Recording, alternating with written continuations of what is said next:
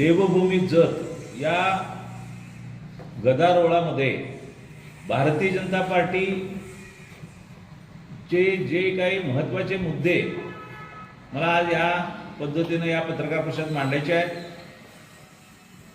जतच्या वैभवामध्ये भर पडण्यासाठी ज्यावेळी आमदार साहेब स्वतः 36 देवालयामध्ये भेट दिल्यानंतर त्यांच्या लक्षात आलं की जत तालुक्यामधील अनेक पद्धतीची लोक, लाखो लोक, इथल्या प्रतिष्ठित म्हणणारे 60-60 वर्ष सत्ता उपभोगणारे अनेक आमदार या ठिकाणी होऊन गेले, अनेक राज्यकर्ते होऊन गेले, परंतु इथं कुठलीही इंडस्ट्री डेव्हलप झाली नाही, लोकांना त्या पद्धतीत काम मिळालं नाही.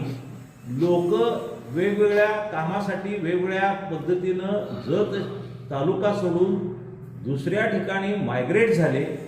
या सगळ्या लोकांचं कुलदैवत हे जत आणि जत तालुक्यामध्ये अनेक पद्धतीनं आहे. अनेक लोकांना विचारल्यानंतर लक्षात आलं की त्यांना लाखो भाविक दरवर्षी जत तालुक्यामध्ये आपल्या कुलदैवाचं दर्शन घेण्यासाठी येत आहेत. एकंदरीत पाहिल्यानंतर लक्षात आलं की 36 देवस्थान आहेत. त्या 36 देवस्थानामध्ये कमीत कमी 1 लाख आणि त्यापेक्षा जास्त भाविक दरवर्षी त्या देवस्थानाला भेट देत आहेत. गुड्डापूर दानम्मा देवी याच्यासाठी तरी 5 लाखापेक्षा जास्त भाविक एकाच वेळी जमत आहेत. इतकं प्रचंड जतमध्ये आपण भाविक येत असताना सर्व लोकांना असं वाटतं की जत हा 100% हा देवभूमी म्हणून नावारूपास यावा. जतचं नाव कुठल्याही पद्धतीत बदललं जाणार नाही, जतची अस्मिता पुसली जाणार नाही. जत हे जतच राहील, परंतु जतच्या वैभवात भर पडण्यासाठी त्याचं आम्ही देवभूमी जत व्हावी असं सर्व आमच्या लोकांचं म्हणणं आहे. आणि ह्याला भरपूर उदंड असा प्रतिसाद मिळाला. अनेक बैठकीमध्ये लोकांनी सकारात्मक भूमिका व्यक्त केली, परंतु विरोधकांना कुठलीच गोष्ट ही करता येत नाही म्हणून नाईलाजानं काही धडपड त्यांच्या अस्तित्वासाठी चालू आहे. काल झालेला जो मोर्चा होता त्या मोर्चामध्ये अनेक पद्धतीनं पाहिल्यानंतर लक्षात आलं तो मोर्चा सबसेल हा फेल झाला. त्या मोर्चामध्ये उपस्थिती पाहिली तर ही नगण्य उपस्थिती होती.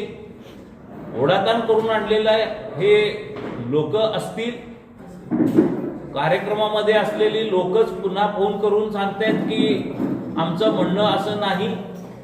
आणि लोकांच्या मध्ये संभ्रमावस्था अशी आहे की देवभूमी जत झालं की आपल्या पासपोर्टवरचं नाव बदलावं लागेल, आपल्या रेशन कार्डवरचं नाव बदलायला लागेल, आपल्या आधार कार्डवरचं नाव बदलायला लागेल. असं काहीही नसून देवभूमी म्हणून ज्यावेळी गॅझेटमध्ये येईल त्यावेळी इथून पुढं होणारी जी कागदपत्र असतील त्याच्यामध्ये ती नोंदणी होईल. आधीच्या कागदपत्रामध्ये कुठलाही बदल होणार नाही किंवा बदल करून घेण्याची आवश्यकता नाही.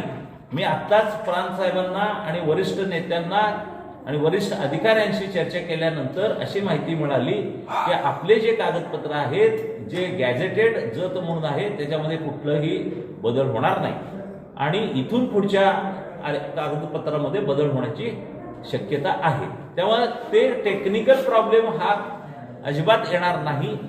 आपण आपल्या जतच्या अस्मितेसाठी, जतचे नाव उंचावर नेण्यासाठी, जतच्या वैभवात भर घालण्यासाठी 36 देवस्थान आपल्या तालुक्यात आहेत आणि त्याचा येणाऱ्या पिढीला अभ्यास व्हावा, येणाऱ्या पिढीला अभिमानास्पद गोष्ट सांगता यावी, संस्कार आणि आपली संस्कृती जपण्याचं काम या दृष्टीनं होईल अशा पद्धतीची भावना, एक पॉझिटिव्ह एनर्जी घेऊन आम्ही देवभूमी जत हे करीत आहोत आणि प्रचंड संख्येनं लोकांचा याला प्रतिसाद आहे. दुसरी गोष्ट मला असं सांगायची आहे की या 36 पैकी आता 8 देवस्थानाला क वर्गापासून ब वर्ग दर्जा दिल्यामुळं 8 गुणिले 5 कोटीचा निधी प्रत्येक देवस्थानाला मिळतोय. म्हणजे 40 कोटीचा निधी हा आपल्या देवस्थानासाठी येत आहे.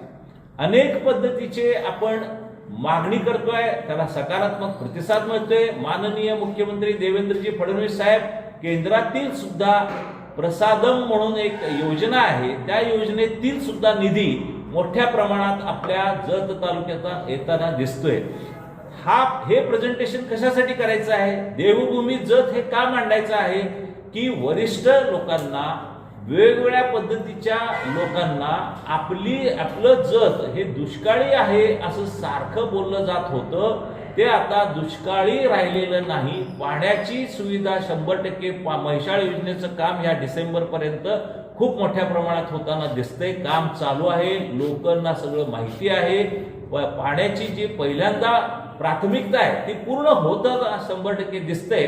त्याचबरोबर आमदार साहेबांच्या प्रयत्नातून येत्या 14 तारखेला आपल्याकडं नगरपालिकेची जी बिल्डिंग आपण उभी करतोय आणि विविध विकास कामाचा शुभारंभ शुक्रवारी 14 तारखेला माननीय पालकमंत्री चंद्रकांत पाटील साहेब आणि त्याचबरोबर राज्यमंत्री माधुरीताई मिसाळ नगरविकास यांच्या उपस्थितीमध्ये, सदाभाऊ खोत साहेबांच्या उपस्थितीमध्ये आणि आमदार गोपीचंद पडळकर साहेबच्या प्रमुख यांच्या मार्गदर्शनाखाली आपण 14 तारखेला संध्याकाळी दुपारी 4 वाजता एक भव्य असा कार्यक्रम आपण घेतोय. याच्यामध्ये नगरपालिकेच्या इमारतीचा भूमिपूजनाचा कार्यक्रम, आरटीओ ऑफिस जे आहे आरटीओ ऑफिसचा भूमिपूजनाचा कार्यक्रम घेतोय.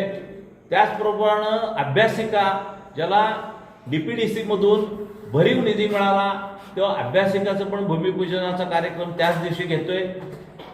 त्यानंतर केंद्रानं मंजूर केलेला प्रत्येक नगरपालिकेला जो नमो उद्यानाचा विषय आहे, नमो उद्यानाची मंजुरी आलेली आहे आणि नमो उद्यान हे आपण त्याच दिवशी त्याचंही भूमिपूजनाचा कार्यक्रम करतोय. इतके प्रचंड कार्यक्रम आता इथून पुढे येणार आहेत. आतापर्यंत मागणी करणं, मंजूर करून घेणं आणि त्याचं व्यवस्थित प्लॅनिंग करण्यासाठी इतके दिवस गेले.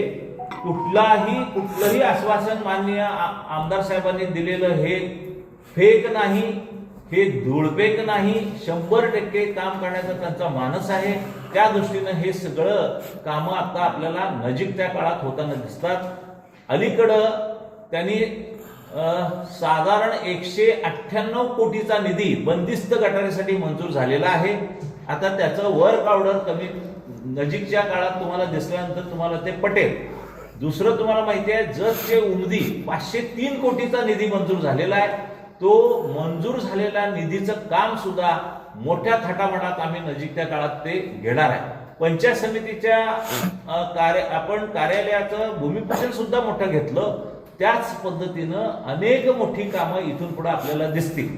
माझं नगराध्यक्ष म्हणून सुद्धा आम्ही काही शब्द दिली होती आणि जे ब्ल्यू प्रिंट त्यावेळी इलेक्शनच्या वेळी दाखवली होती त्याच्यामध्ये चौक सुशोभीकरणाच्या अंतर्गत छत्रपती शिवाजी महाराजांचा चौक, त्यानंतर पुण्यश्लोक अहिल्याबाई होळकर महाराजांचा चौक, त्याच्यानंतर महात्मा बसवेश्वर महाराजांचा चौक आणि सोलंकर चौक, हे 4 चौक आम्ही डीपीडीसी मधून मंजूर करून घेतलेले आहेत.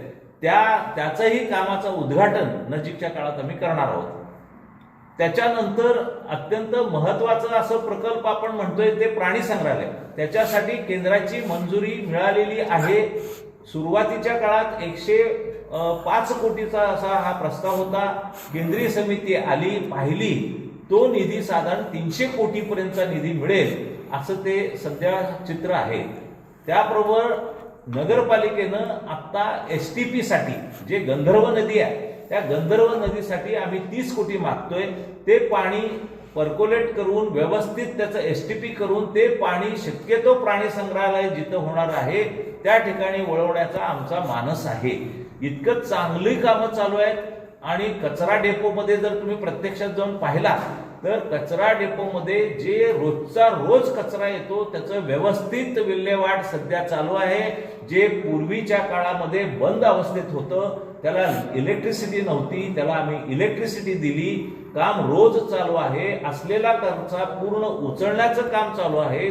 कमीत कमी 5 एकर जागेवर आम्ही जे मंजूर झालेलं आपल्याला हे सोलार सिस्टीम आहे, ती सोलार सिस्टीम सुद्धा आपण तिथं बसवण्याचा आमचा मानस आहे. तर इतकी प्रचंड कामं सगळ्या पद्धतीनं चालू असताना विरोधकांचा आरोप हा बिनबुडाचा आहे आणि अपरिपक्व आहे आणि अभ्यास नसून फक्त काही विरोध करायचा म्हणून विरोधक काही तर बोलत असतील, तर जनता ही अत्यंत सुज्ञ आहे. जनतेला ह्या सगळ्या गोष्टी दिसत आहेत.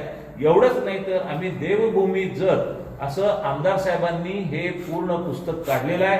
ज्यांना काही ह्याची माहिती पाहिजे असेल तर त्यांनी अवश्य ह्याची माहिती घ्यावी. आपण जत तालुक्यात राहून सुद्धा आपल्याला इतक्या देवस्थानाची नावं माहीत नसताना आमदार साहेब बाहेरून येऊन सुद्धा ते जत वाचनासाठी विकासपुत्र झालेले आहेत. भूमिपुत्रापेक्षा विकासपुत्राची सध्या गरज आहे आणि त्यांनी ते काम सिद्ध करून दाखवलेलं आहे. त्यामुळं आम्ही पूर्ण भारतीय जनता पार्टी त्यांच्या मताला ठाम त्यांच्या बरोबर आहोत आणि नजीकच्या काळात देवभूमी जत झाल्याशिवाय राहणार नाही. धन्यवाद. Press the bell icon on the YouTube and never miss another update.